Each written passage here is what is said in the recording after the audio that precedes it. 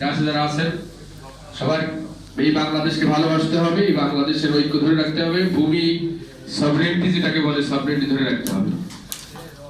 এটাই রাজনীতি এবং রাজনৈতিক ব্যক্তিদের উদ্দেশ্য এবং কমিটমেন্ট থাকা উচিত।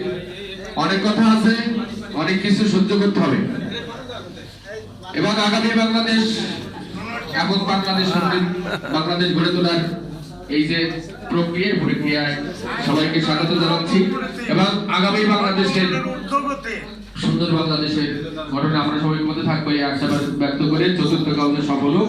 কংগ্রেস বাংলাদেশ কংগ্রেস ধন্যবাদ আছে। সালাম থাকবে সুতরাং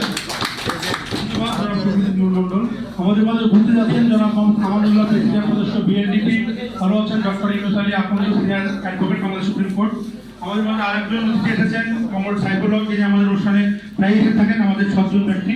আমি এখন যদি আমাদের সভাপতির বক্তব্য ছিল সমাপনী বক্তব্য, তারপর ওনাকে অনুরোধ করবো